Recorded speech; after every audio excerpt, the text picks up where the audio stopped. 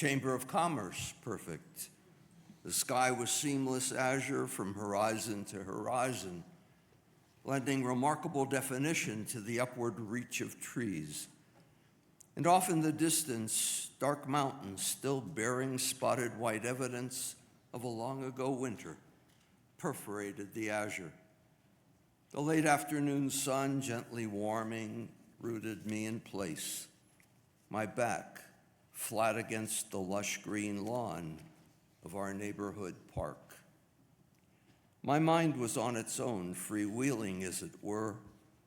Ma rabu ma'asecha, Adonai kulam b'chochma asita. How grand are your works, Adonai, you create the world with wisdom.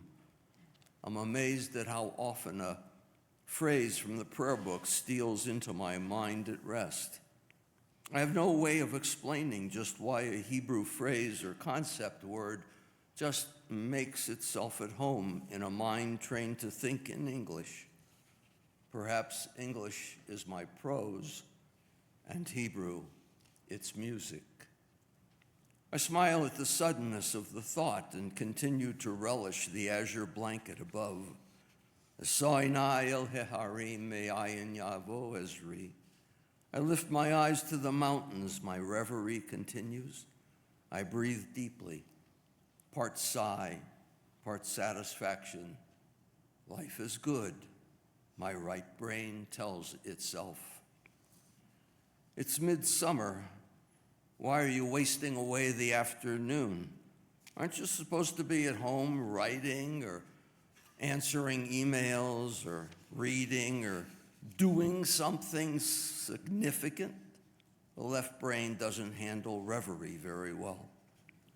I breathe deeply again, this time to retrieve the meditation and chase away the nudging of reason. And out over the mountains, the sky is now brushed with white patches, cotton balls rolling slowly, coyly through the spaces between purple peaks. For a moment, I'm distracted by joggers in the park. One is pushing a stroller and talking while she runs. Impressive. I think I might have said that out loud. And as I look up again, I notice that the cotton now comes not in puffs, but in bales of white cotton that play and move effortlessly across the azure. I watch, mesmerized. Shapes form, but before recognition, they disperse to reform. A cooling breeze brings a hint of ozone from the southwest. The clouds now move more quickly. I'm transfixed by their movement. Animals and fish shapes form and dissolve, as do landscapes and building parts, a sort of heavenly Rorschach. The thought brings a smile, and then without warning, the clouds become human forms. People I recognize, people I have known. And without expectation, I'm talking to them. Family members, old friends, loved ones. We're engaged in a wordless, soundless, animated conversation. The clouds and I are communicating heart to heart, soul to soul, as it were. And for a moment, the edges of reverie and reality intersect and merge.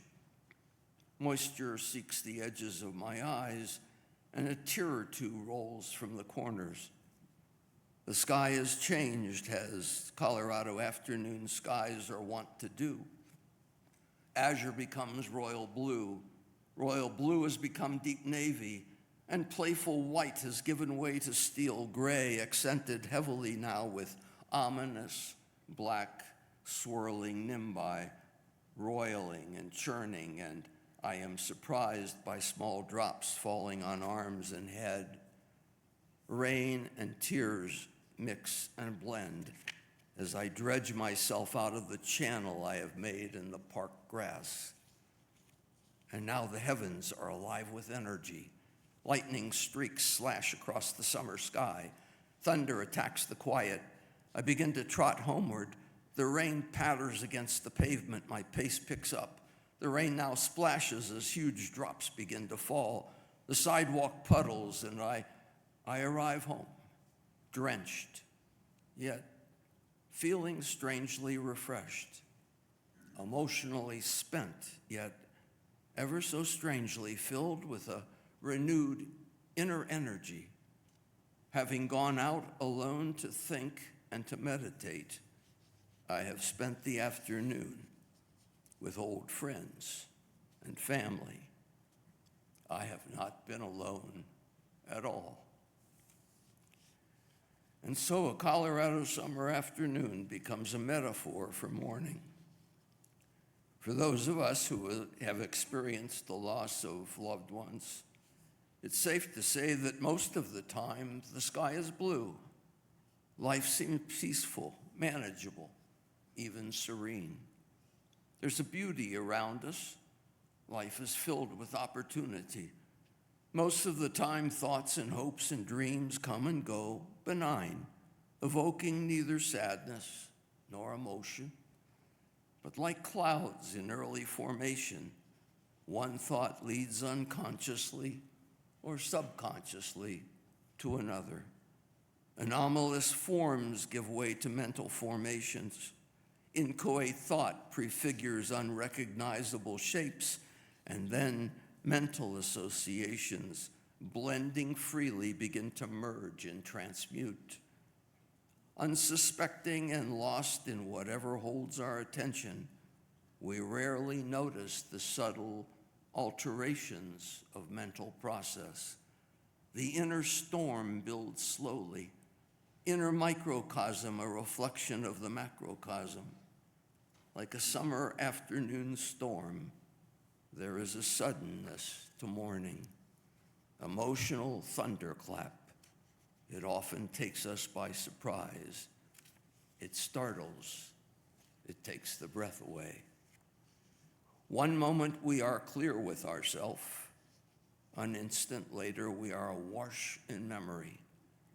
Like a gathering storm at first unnoticed, unassuming, undemanding, mourning can become an awesome, swirling inner nimbus, a driving, demanding torrent that overwhelms our emotional floodgates.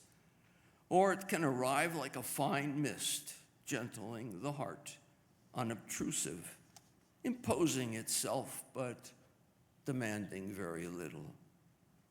Mourning knows no time. It comes as if out of the blue.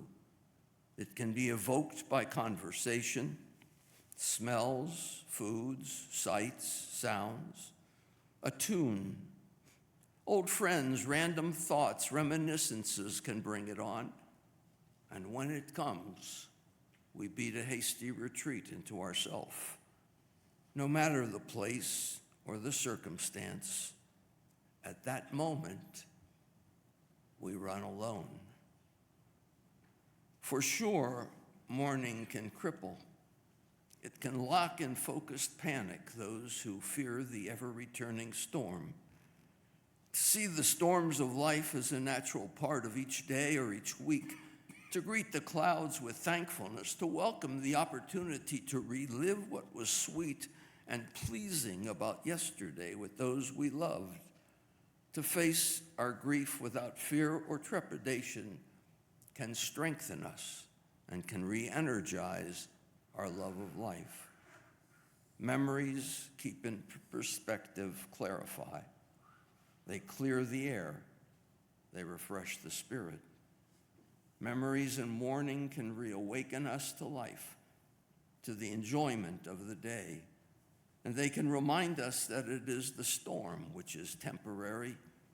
It is the azure sky that defines the norm.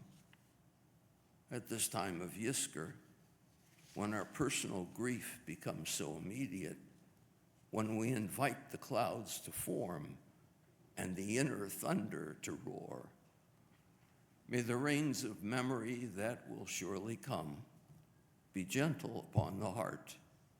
May the storms of memory neither affright nor depress, but instead refresh each of us and bring healing and clarity of perspective. Amen.